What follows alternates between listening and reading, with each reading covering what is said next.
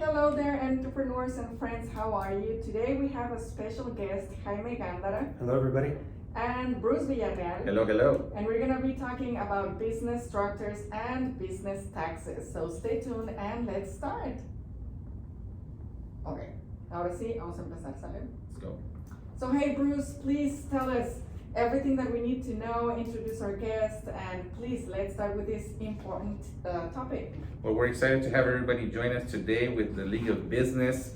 We're going to be having some incredible information today about legal business structures and also about business taxes. I think this is an important subject that we all need to be aware of, especially because our group is full of entrepreneurs. Yes. And so we have a special guest today, Mr. Jaime Gandara Jr. He is an enrolled agent, meaning that he's enrolled approved by the IRS, so pretty interesting. Yes. We're gonna hear more about that. His company name is JEG Advisors. So welcome, Jaime Gandara. Welcome, Jaime. Thank you, Bruce. Thank you for coming. So let's kick this off. We Yes. have a lot of questions for you, Jaime, and we've had the pleasure of meeting you in the past, so I'm excited to see you again in person. Finally. And yes, and that's amazing. You know, life is good. They connect us. Exactly. If not today, tomorrow. Yeah, tell everybody El Paso's the biggest small town in the world. Yes, Somehow, yes. some way, we all know each other, we see each other all. Yes, and you're always very nice with us when we visit your office as well, so thank you so much, Thank you. Jaime. So that's nice. That's always a good lesson before we start. Be good to everyone, because you just never know when you'll connect again, Exactly. right? So I think that's a very good lesson there. So Jaime, we're going to talk about, number one, about business structures, and I think it's important to know about different business structures. And I'm going to start with question number one, and you can interject and tell us your experience, and we're going to also have some questions from our audience that we're going to be answering Yes. throughout the conversation. But let's start with question number one. What is a sole proprietorship? How do taxes work, and who should register this type of business? So let's get this started, Jaime. Awesome. So yeah, sole proprietorship is going to be the most basic form of having a business, as far as your legal structure goes and your tax structure. Those are two terms that we're going to use often, during our conversation today: legal entity and tax entity. So a sole proprietorship is basically an individual that is doing business all on their own. They're not incorporated, they're not registered with the state of Texas or any other states in the United States, and the taxes for that business are gonna be calculated directly on the individual tax return, which is a 1040. The form that's used in the 1040 to basically tally up the net profits which get taxed is Schedule C. And within Schedule C, you put in your total revenue, take all your deductions, and you end up with net income, and that's what gets taxed. But that's taxed twice, which is something important that everybody should know, Okay, because you get self-employment tax and income tax on it. so tax twice. Take notes on that one. Yes. So and that's because they're not protected with a corporation, right? Or It's not necessarily that they're not protected, because you can be an LLC and still be a sole proprietor. okay, And we'll talk about that difference in a few minutes. very good. The reason you do that is because you're not on payroll. You're not just like employees get W-2s. Their Social Security and their Medicare gets taken out by their employer and sent over to the Treasury Department. For self-employed individuals, sole proprietors, you pay that 15.3% in its entirety. You and your business, and it gets sent over to the Treasury so that your Social Security and Medicare are taken care of. Wow, Awesome. I like it. So you said that it gets like twice the tax because it's self-employed tax, and what's the other one? It's the income tax. So Oh. everybody pays income tax Right. to the IRS. Well, most everybody, depending on your income, on your taxable income. Huh. So if you do have a profit and then you have other income, of course that goes into your gross income, which is your adjusted gross income, and then and that's how through the tax table your taxes are determined, and that can range from 6% through more than 12%. Do you recommend this one? It's The sole recommended. proprietorship? Do you It's use- recommended for somebody if you've got a side hustle Mhm. where you're not gonna make a whole lot of money. Mhm. Maybe you might even be running at a loss for the first few years. It's advisable because it's simple. Mhm. It doesn't require, it's not gonna, you can keep things simple in your bookkeeping, even do it just on your own. And, a tax, I, as a tax preparer, don't necessarily charge people extra if they, if they show up with their books ready to go, Mhm. we prepare the return. I mean, there's nothing, And that's it. yeah, that's it, So it's convenient, it's basic.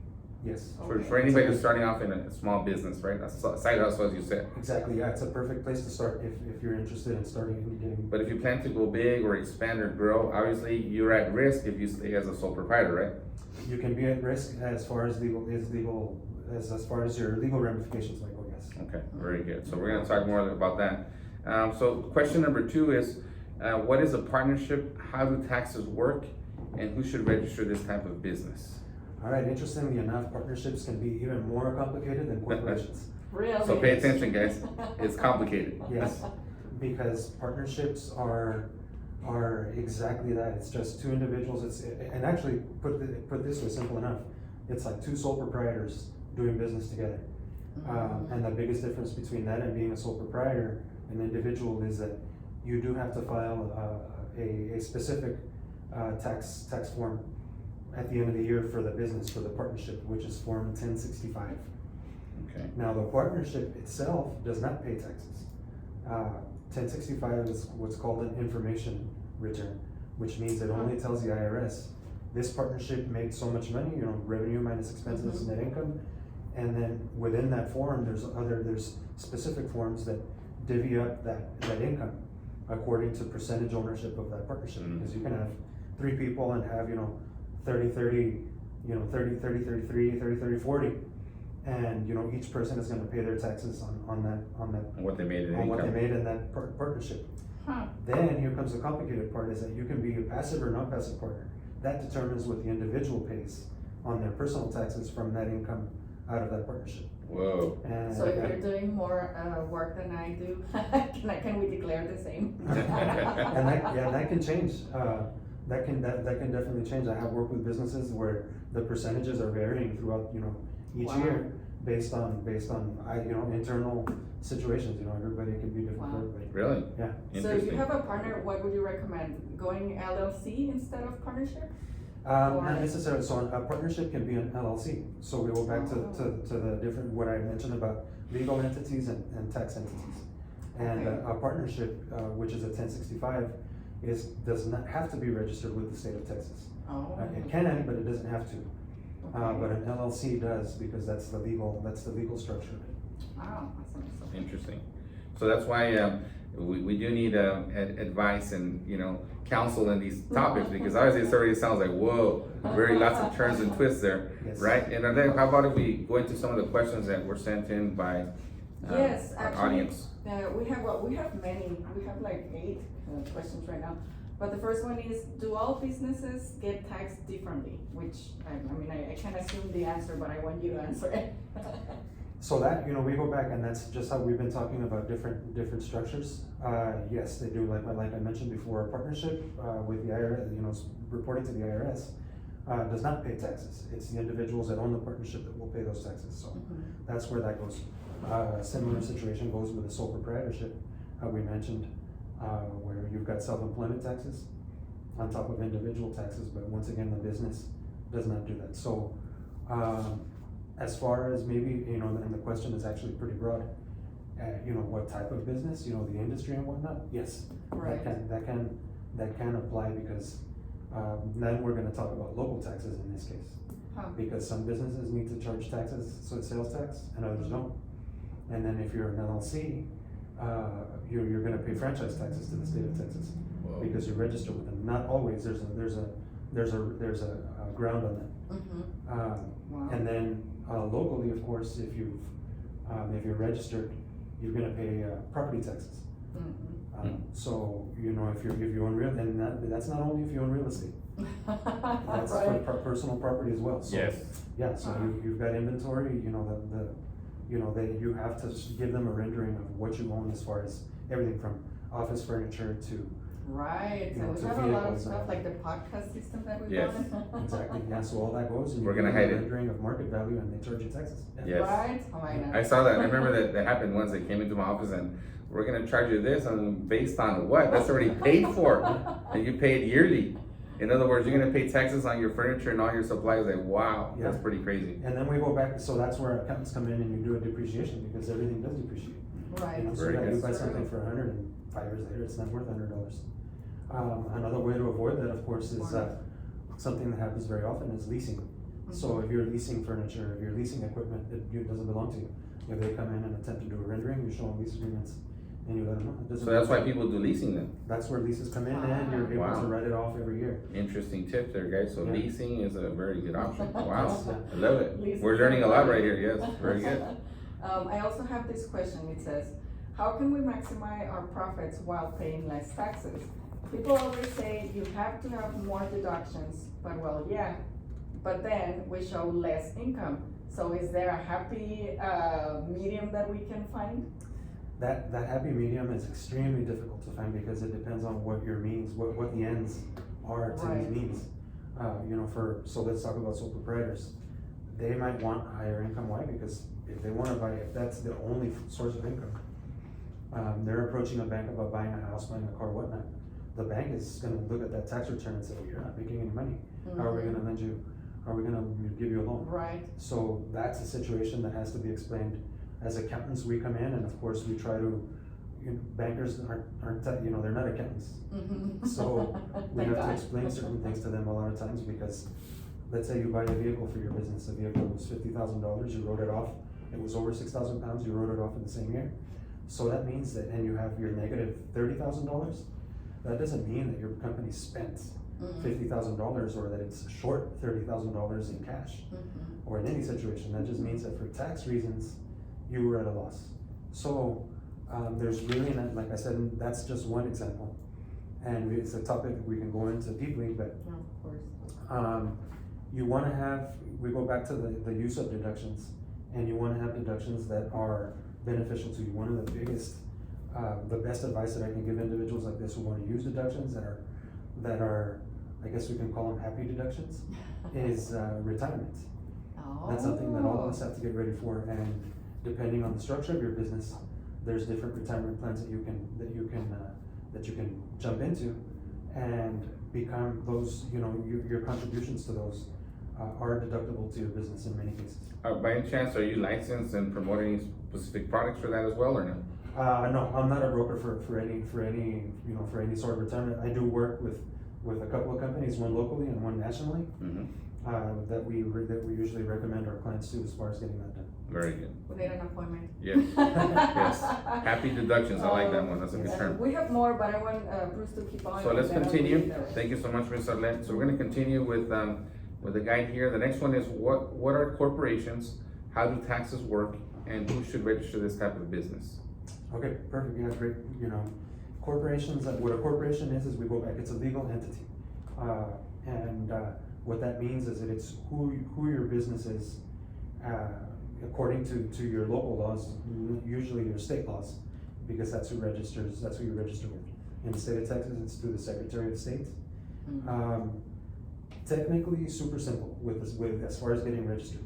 You go to somebody like us. We help you out, and we've got online access to the Secretary of State. We do our thing, and they go ahead and send certificates over. We pay your filing fees and whatnot, and then you're a corporation, LLC, or a corporation now. And we'll go back. There's another type of structure which is a limited liability partnership, which we go back, and that's also a type of corporate structure because it provides what's called a veil, that veil. That's a very common term, corporate veil. So having any type of corporate structure, incorporated LLC or LLP, basically allows you to run your business apart from yourself as an individual, which means the actions that your business performs through day to day, if the liability that's associated with those, if it ever comes up, can be separate from the individuals and basically protect the owners from any actions that the business might take in any sort of liability situation. Right. It's not a. It's better than it sounds because for example, loan companies, the IRS and whatnot, they still require personal guarantees. Yes. Ouch. So yeah, so what that means, you go to a bank, you get a loan for your business. When you sign it, more than likely you're personally guaranteeing the payment of that loan. So in that case, you're good. Now, another situation, and with JG Advisors, we've got a couple of lawyers, so I've been around it. I'm not a lawyer, so I can't give legal advice, but Yeah. situations where we've seen that it protects individuals is gonna be, for example, in bankruptcy. That's a horrible thing to think about, but it's something that's a necessary evil once in a while. And being incorporated definitely protects the individual in such cases. And depending on the industry you're working with, liability involving some personal injury, or if you get sued, if you sell a product and somebody decides to sue you because if it's food and you got sick and whatnot, that's where the LLC and the corporate structure also protects the individual or individuals within that business. Now, something very important about that with legally is that you have to have a corporate structure. So that means you've got to have bylaws, and then you've got to have written methods of this is how we do business. If this is the structure, we've got managers or no, we've got members who are managers or we don't, boards, all that good stuff, all that. And you have to have them like for, let's say, is this just for corporations, S corporations, and LLCs, or just corporations? So corporations and LLCs are synonymous, so it's almost okay. one and the same thing. Got it. LLCs and of course, S corporations, that's a tax entity, and we'll talk about that in a few minutes, but, And you need to have the bylaws and all these things that you just said, right? Because I am an LLC and I don't have it, so I'm kind of. So we have to create the bylaws, or is there like a? well, you can get templates, there's bylaws, Okay. I mean, they can be super simple for an individual, for Arlette, she's an LLC, she can, very simple bylaws, why? Because, I mean, she's a member, she's a manager, she's calling the shots every day, so we That don't she have is. to have. Thank you very much. You don't have to have a structure that says, okay, so this is how we make decisions in our business if it's more than one individual. And then you create minutes, and then you establish, all right, what requires a meeting of all the partners of the board. And I you have thought all- that only was for nonprofits. Yeah, no, it's for companies. It's a real thing. businesses as well. It's the real thing. Yeah. Shoot. Yeah. Okay, see, we have a lot to learn here. Exactly, yeah, and a lot of times, depending, banks, if we go back to the loan situation, if you've got multiple Right. members and even one member, there are banks that wanna see that you have operating agreements, which is basically that, they wanna know and they wanna see that you've got everything on black and white and on paper and. Yes, I'll Sure, that's download great. a copy from Google today. Yeah, it's not a bad idea, and we go back, I mean, Definitely. yeah, it's, there are templates that you can find, I mean, online, it's not, but you wanna find anything specific to your state. That's what's Right. important, because Okay. each state treats those situations differently. That's why we need to consult with experts like yourself, because when we start talking about all this, like, oh my God, this is a lot. You need an appointment. Well, yes, totally, yeah, totally. But this is great, it's a great conversation. And the last question that I'll make before we jump into our audience questions again is, what are S corporations, how do taxes work, and who should register this type of business? Awesome, yeah, great question. And S corporations, like we said, a lot of times, there's a lot of, when I talk to a lot of my clients, they think that an S corporation and an LLC are two different things, and they're not. An LLC can become an S corporation. And what S corporations are is that subchapter S, way back when, was put in place by the IRS, and they allow individuals to have that corporate structure and to have their own tax return without having to pay corporate taxes, which are usually higher. Corporate taxes currently are 20%. Wow. And that's if you're what's called a C corporation. And that's pretty much the top of the totem pole as far as tax entities go. That's all the big stuff that we see are C corporations for the most part with the IRS. And what this does, what the S corporation does, is it allows the same way that we pass in partnerships, that we pass the taxes on to its members. The S corporation does the same thing. So you can have multiple members in an S corp, and then the percentage goes on and gets split up amongst the partners. But here's the nice thing about the S corp: it can be one member as well. Oh. But here's the trick with S corps, and it's a very important rule that business owners need to understand, is that you have to, all active members, and they're called non-passive, as a term we mentioned before, and we'll talk about that. Non-passive members need to be on the payroll. Oh, So okay. remember how we talked about self-employment taxes on sole proprietorships? So the IRS, and this is a rule that came up after they created S corps. They caught on, and they're like, oh, all these guys are making a lot of money and paying less taxes. and not contributing into the Social Security and Medicare Oh, program. I see, okay. So then they required S corps to have all members, all active members on a reasonable wages, that's what they call. And that's tricky, Even reasonable if it's wages. even if it's a low wage, Huh. so you don't pay taxes or as much taxes. Yeah, well, and see, that's where it's tough to determine reasonable wages, because, you know, your business, that's based on, you know, you can't have your business running cash hungry just to pay yourself, just to put yourself on the payroll. Of course. So. Even if you pay yourself a little bit, you have to pay yourself, right? Yeah, and a lot of times, I mean, we go into the accounting aspect of it, not necessarily the tax aspect, is that if we run, you know, with my clients that are S corps, and sometimes we're running into a situation where, okay, they can't pay themselves, we still run the payroll.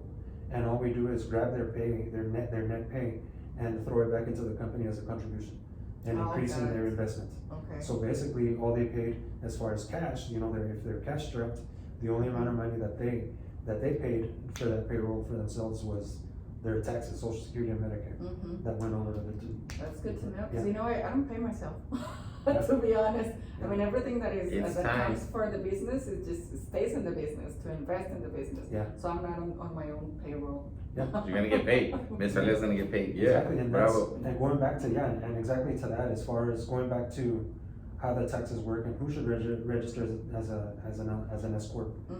My recommendation is usually that you graduate into being an S corp, meaning that you, once your business can sustain paying you or paying other members, then you say, all right, let's become an S corp now. Nice, okay. So I have two personal questions, if that's okay.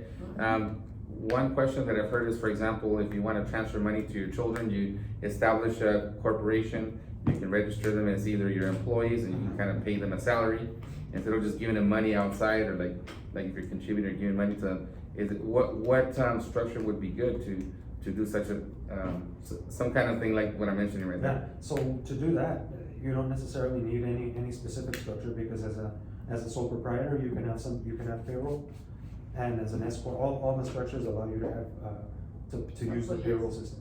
Okay, so it doesn't matter. You don't need to have a corporation to do that. No. Okay, Adding that's a good children tip. to the business, huh? That's a good And it's tip. individual, then you just have to watch out and not paying too much, because then Right. you're paying taxes on their wages as well. So on your then, personal. that's where I think a corporation would be important, right? I see corporation, yes and no, but because remember, they're gonna get a W-2 as well. So you wanna make sure that. What would be the smarter thing to do then? Give it as a sole proprietor and pay them as a payroll? Either And, or, it doesn't make a difference, so Okay. it's on the individual, it's on your individual return for your, cause you've gotta put your kid's income on your own return. Okay. So, but it depends, or they make, depending on their age as well, they make their own tax return. And basically, we don't want them to pay taxes, you don't wanna pay taxes on their wages. So you keep it at a level where they're not gonna be below their standard deduction, correct, so that they have zero taxable wages. okay. But- So this is a good way to get, well, I mean, this is interesting, something we have to kind of like create and craft and, Yes, right? it So, requires quite a bit of involvement yes, with your tax preparer or your accountant. okay, And good. creativity, as Yes, I'm yeah, get saying. creative, that's the word, creative. The second question I have, is, for example, you know, they talk about business credit, also about banking on yourself. I'm sure you've heard the term banking on yourself, where they use insurance policies, where I've heard that people have corporations and they recycle their money through their insurance policies. They take out loans, they get paid, they have to pay interest, and the corporation pays the interest on those loans that they're pretty much recycling money. They pay themselves a dividend. So any advice on that? It's difficult to give specific advice on those situations, because it depends on how those policies are being treated. And you mentioned dividends, and the dividends, whether what you're getting paid, what you're receiving, the money you're getting back. Because if it's your own money that you're receiving, and you're in other words, you're not gonna pay taxes, you don't have to, their double taxation is not required. But I've seen cases where people are taxed twice because of bad bookkeeping, because they're not keeping track of that cash they're receiving, and it accidentally You gets just stuck spend it. plugged into your revenues. And that's where we have to invest in someone like yourself, so we have the proper advice, so that we don't make those mistakes and we end up losing more money, The right? advice and keeping good track, yeah, because, there's clients that I have for taxes where I don't prepare the books, somebody else does, so I rely heavily on the work that somebody else does. So you wanna, if you're doing your own books, if you need any help, there's lots of resources out there. And if not, you can help us with that as well. And if not, we can. Very good, definitely very good. Cool. So let's go to the question, Ms. Arlette. Thank you so much. Yes, we have one question here. It says, can you change a registered LLC business or add on services? For example, you start as a gym, but then add on a retail store. Would you need to get a DBA for the store, or can you go back and add retail to the already registered account?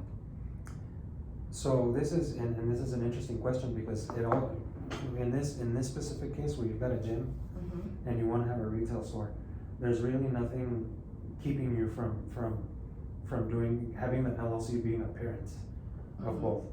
And it's an interesting topic because we can delve super deep into all the different possibilities that can exist from regarding a situation such as this, and having a second business under the same LLC. But for the most part, you can, and it does not require anything special. With the IRS, with the state of Texas, then you're probably gonna run into, not any trouble, but run into requirements as far as sales tax goes. So in this case, it would be recommended to have a DBA that is gonna belong to the LLC. And because you wanna run that business separate from your gym, in this case, you're gonna approach the Texas Comptroller and let them know, I need a new sales tax ID, so that you're keeping both of those entities separate from each other as far as the state of Texas is concerned.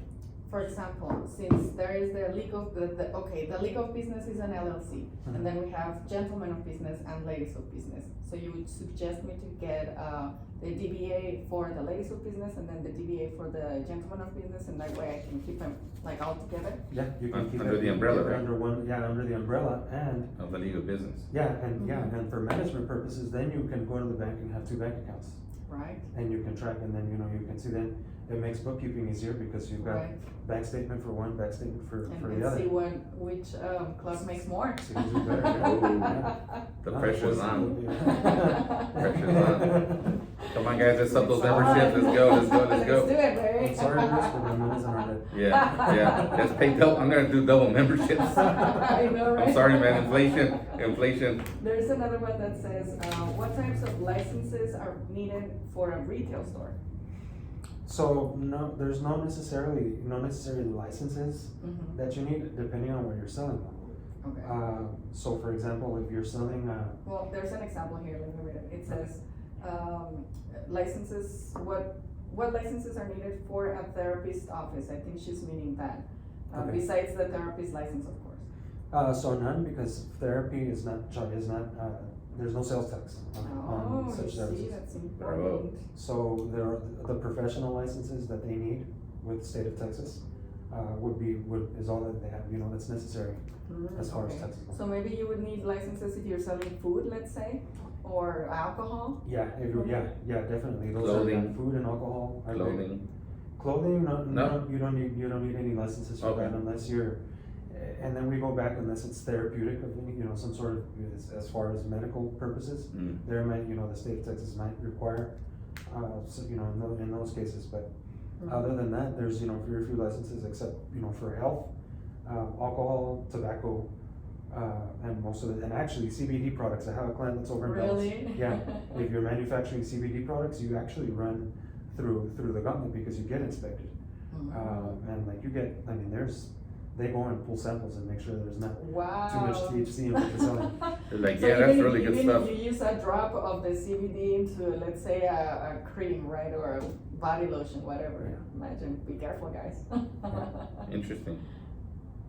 So what's next? Okay, Because I have a so, bunch. yeah, if you want to hit one more question before we go into the next topic. It says, what are the benefits of taking medical insurance at a therapist's office? Or is it better to just be a private practice? And great question, because I just came back from advising a client in Santa Fe, who's got home health care. And it's a topic that we definitely discussed as far as the difference between insurance and receiving money from your clients, in this case, your patients, out of pocket. It's a management question, because if you're charging insurance companies, it's about 99% sure that you're gonna get paid. It's just a matter of time, terms, Right. 30, 60 days, whatever they might be. And of course, that check isn't gonna bounce, but if you're gonna charge your patients in, personally, then there's that risk that presents itself, when your client is gonna pay you, whether they're gonna pay you, how much they're gonna pay you, and then, so it's definitely a risk that a lot of people who have accounts receivable have to go through, but that's probably the biggest. Like it's on risk your factor. own risk, like. Yeah. Today your money or risk. tomorrow money, right? Yeah, exactly, or more like not today or tomorrow, more like for sure or not for sure. Yeah. And well, the last question that I have here is, how much does a DBA run for once you already have the LLC registered? So once you got the LLC registered, you don't, in the state of Texas, you don't have to have a DBA. Okay. It's not necessarily, but if you want it, with the county of El Paso, it's a $30 fee. Oh, perfect. And It's the one that you register right here downtown, right? At the courthouse, Super correct. easy. Yeah, it's Yeah, like with the 29 county or clerk. so, Yeah. that's true. Yeah. Awesome. Sweet and simple. Yeah, those are all my questions, you guys. Good job. Well, thank you, Ms. Arlette, and thank you, audience, for your questions. We're gonna continue with topic number 2, which is about business taxes, and this is gonna get interesting, and I believe we're gonna need like a couple of more sessions to go over this, because gets really deep. But, so question number 1 is, what taxes do you pay on a business? All right, so actually the very first, that we mentioned it earlier was our local taxes. We've got property taxes, and then, just to kind of put it into that same bubble, and we've got state taxes as well.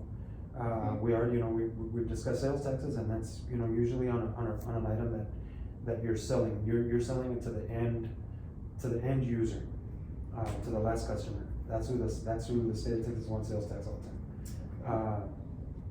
And then from there, you've got, we mentioned franchise tax. Franchise tax is interesting because it's actually got there's not a cap, there's you have to reach the ground on that, and the ground is right now for 2022 around $1.8 million Wow. of gross revenue. And even then, so you're not necessarily paying taxes until you kind of reach that level. So for most businesses, It's not gonna be a problem. it's not gonna be, franchise tax doesn't happen, but you still have to file the zero return. It's something very common, so that I see with, a lot of my clients. They show up because they got a nasty letter from the comptroller saying that they've pretty much given their right to do business in the state of Texas because they didn't do that zero return. It's called a public information report, and that's what they require.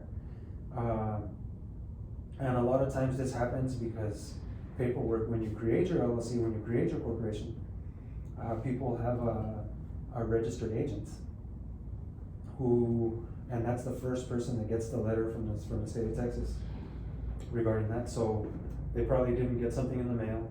So when you do register your LLC or your corporation, make sure that you're in touch with your registered agent. A lot of times it's LegalZoom, companies like that. And I can't talk bad about them, but they're big companies, and a lot of times it's difficult to get a hold of them. Next are going to be, of course, the IRS taxes, and as we've mentioned before, you've got S corporations. An S corporation does not pay the tax. It's the members of the S corporations that end up paying the tax, proportion to the percent ownership that they own within the S corp. Now, last are C corporations. Like we mentioned before, top of the totem pole, they pay their own taxes, and that's the 20%. C corporations, for the most part here in El Paso, I recommend C corporations pretty much only to foreigners, individuals, and usually, of course, from Mexico. Yeah, from Mexico, who want to own a business in El Paso. And in that case, That's a good tip. yeah, you don't have to have a social security number to be a member of a C corporation. Then in that case, you would get what's called an individual taxpayer identification number. The IRS issues it. The ITN, is it? ITIN, yeah. And the IRS issues it, and it works like a social security number only for IRS purposes. And then, of course, each member of the C corporation has one of those, and that's how the IRS knows who owns it, who owns that company, who are the shareholders, and who to look at, what all the clarity and transparency that's required. Very good, that's awesome. So question number 2 is, how much does a small business have to make to file taxes? $1. Okay. Sorry, guys. Wah, wah, wah, wah. Didn't get away with it. Okay. Okay. And I say $1. 30 No cents. one here. 30 cents. Boom. Hit it. Hit it.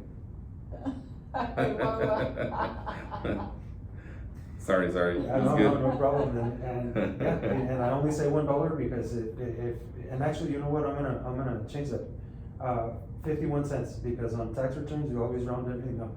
Okay, very So good. if you make 51 cents, that goes up to $1 and you get taxed. Okay. And like we mentioned earlier, what that is though is not how much you made, how much you received as far as cash. You can have $100,000 in sales and have zero income. Right. So it's what your net income is, which is your revenue minus your deductible expenses, and that's how you arrive at your taxable income. Very good. Question here, do I have to charge taxes to my memberships? I don't. To our members? But if I do, then you guys will receive a tax. Brenda's very saying no. The sales tax, you know what, and that varies according to the organization, and that's actually a topic that I have to research. Really? Yeah. Interesting. Because Yeah. I've investigated and some say yes, some say no, and I've called Austin, really. So Yeah. as of right now, I am in the no, but hey, let's investigate twice. Let's find out. Yeah, no, we'll definitely look. Brenda at says no without consulting. She's like, this is. Woo! Yeah, Let's well. skip it. Perfect. I love you guys, thank you. And so question number 3 is, do I file LLC and personal taxes together? So, yeah, so we go back, not necessarily together, so your LLC, now, like we mentioned earlier, your LLC is a legal entity. So your LLC can be a variety of different taxable entities. It can be a sole proprietorship, in which case you pay self-employment taxes and income taxes on any money you made from your business. And then that's a sole proprietorship. If it's an S corp, then and a single member S corp, then you have to have your wages so that the Social Security and Medicare gets paid, and that's why you don't pay self-employment taxes. And then if there's a profit after you've already paid yourself, then you pay taxes, but lower. You don't pay self-employment tax on that portion. So you pay. That's why it's attractive, because it's less money, Right. less cash that goes to the IRS. But everybody toots the horn of S corporations and they think, oh yeah, you pay less. Well, you pay a little bit less, but you still pay. They think you save yourself on self-employment taxes. No, you don't. They still go to the IRS. That's 15.3% still gets there one way or another. So as far as cash goes, it's very similar as far as cash goes. So that's why it's very important to have somebody, a professional, look at your finances, at your company's books, to help you determine whether or not an S corp is necessary. And then last, of course, is that an LLC can also be a C corporation with the IRS. So in that case, the LLC, the C corporation pays its own. And then, of course, in those last two cases, your personal taxes are separate from the business. I like that.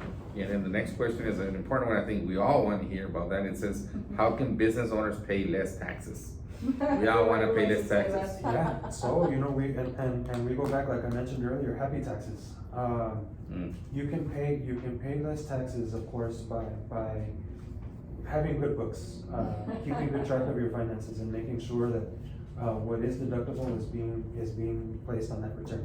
Yeah. Because there's a lot of individuals that I've worked with where they don't realize that certain things are deductible or either fully deductible or partially deductible.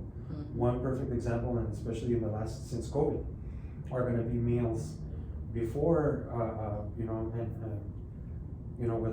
without I know that we're still in the election area, but pre-Trump era, because these laws were passed during his tenure. You had what was called meals and entertainment, which meant yes, I remember that. Yeah, and there were some forms of entertainment that you could write off, namely, of course, alcohol. You were able to deduct certain purchases of alcohol. Of course, if you were audited or examined, you had to show. Yeah, exactly. But that went away. And now it's only meals. Yeah, now it's only meals. And normally, pre-COVID, that was a 50% deduction of whatever was purchased. But now, post-COVID, of course, as a way to stimulate the food and beverage industry, which suffered greatly due to COVID, currently, last year, 2021 and 2022, meals that are purchased on site or carried out are 100% deductible. Oh, that's a good one. cool. So you take your employees out. If you've got employees, take them Right. out to eat. You've got customers, clients. For the right, meals lunch that we have. Yeah, lunch meetings, yeah, Cool. So it does make sense. Yeah. Love it. So next question is, what are the most overseen items that business owners should include on their taxes? Yeah, and that's, that kind of ties into the other question. One thing that for business owners, small business owners, sole proprietors, like we said, we mentioned side hustles earlier. They don't have a brick and mortar office. They might not be paying rent. They're home. So that home office deduction, that's very commonly overseen by both tax professionals. I've seen many tax returns that don't have that should have it, and as well as people who might be doing their own taxes. Like we said, it's a side hustle. You might be using TurboTax. TurboTax is pretty good. I've worked with Intuit. I'm a former Intuit employee. I use the self-employed. Yeah. Good. Yeah. Good enough. Yeah, exactly. So it's pretty good, but it's still not as good as a good preparer who has experience. You can't always beat the program. I think now they have TurboTax Live where you can talk to, depending on what you buy, you can speak with a tax professional. Awesome. But yeah, definitely that home office expense is big. And one thing that's also that can be overseen is health insurance. If you're a sole proprietor and you're purchasing health insurance for yourself, it is possible to deduct that expense Completely? for the business. Yes. 100%. That's awesome. So home office and health insurance, two good deductions that to not overlook. Very good. Correct. And then the next question, and we're almost done with our session. And I know we have there's just more questions that come up with. We will have a second part. Yeah, exactly. With everything, all the information we got. The next one is, do small business get a tax refund? Not necessarily. No, not normally. Of course, COVID did produce situations where they can, and the most important one was, of course, the ERTC, which stands for Employee Retention Tax Credit, and that was literally, that is literally, if you kept your employees during COVID, the possibility exists to get quite a bit of money back, which is basically all the taxes that you might have paid. I heard of a customer got $300,000, another one got $1.8 million. Easy, yeah, Wow. easy. The last one that I just worked with and the last check that we just collected was actually for a nonprofit, and they received $340,000. So you're doing ERC? You're doing. Yes, we do ERTC. Awesome. It requires the amendments of your 940s, your 941 tax returns, which are the quarterly returns when you have employees that get sent to the IRS. You amend them to reflect, super important though, if you got PPP, that reduces your ERTC. Okay. But nevertheless, whether or not you didn't, you usually are gonna get some money back from the IRS for ERTC. Love it. And then how much can my business make without paying taxes? So, kind of, we go back and that's. The dollar, Yeah. 51 cents, sorry guys. $1, yeah, but we go back to. Don't cry, just a few tears here and there. Exactly. We Moment go of back silence. to having, capital purchases, so capitalizing certain purchases, which would basically allow you, so one client, I won't say names, but he's got a very nice coffee shop within a mile of downtown. And, we're figuring, all right, how are we gonna, I need to spend $100,000 without spending $100,000. So the way you do it is we go back to loans. So you buy equipment that requires a loan, and because of what's called Section 179, on a lot of that equipment, vehicles and whatnot, you're able to write off the entire value of what you purchased. Exactly. Wow. You didn't spend $100,000, but you went and borrowed from somebody to go and buy it. And that item is worth $100,000. So you put that in your tax return, and that chops your net income for that year, and therefore you pay less taxes. That's awesome. So capitalizing, that's the term, that's the name of the game of this. Capitalizing. Nice. Love the term. Okay, great. And we're on the last question. You want to hit the last question, Ms. Yes, Arlette? it's very similar to the one that I asked about the memberships, because I think at the end it's the same. Do I have to pay tax for the subscriptions I sell? So it depends, because you're not gonna pay taxes, of course, on federal. I mean, if you're, no direct taxes on federal, of course, it goes into your revenue and you calculate your expenses to net income. So federal, not an issue, but with the state of Texas, it's gonna depend on what subscriptions you're selling. So, it's super simple. Let's say you've got a wine club, and you subscribe to that wine club $30 a month, and you get a bottle of wine. Well, there's sales tax. Because I'm selling the wine. You're right? selling the wine, correct? That's a subscription. But if, for example, for the club, the subscription is just, well, you're a member and good for you. That's your But I'm piece, not yeah. giving you anything. Exactly. Yeah, then we go back and more than likely, like I said, I'll research it, but more than likely there is no sales tax on that. She's not giving us anything. We gotta do wah wah wah wah. But she gives for us example- love and gives us a T-shirt, so No. she does give us. Oh, well, that's the thing, I sell those things. If I would have given you guys even a pencil with the name of the legal business Yeah. with your subscription, then I am selling you the pencil, right? Yeah, exactly. That's why Well, I don't give you that. yes and no, but then we go back and I think this is gonna be in part two because it's something, a very uncommon, nonprofit title, okay? You can be a nonprofit I know. organization, but without being a 501c3. There's a different one Okay. called, there's a 503c, and you guys are gonna laugh at this one. Yes, please, let's have it. The NFL is a nonprofit organization. What? Wow. Really? So that nonprofit designation is reserved, and it's the code specifically says for professional football leagues. The tax code says professional football leagues. So wow. And of course, then it says chambers of commerce, business groups, leagues and whatnot. There So you go. basically, you have that nonprofit.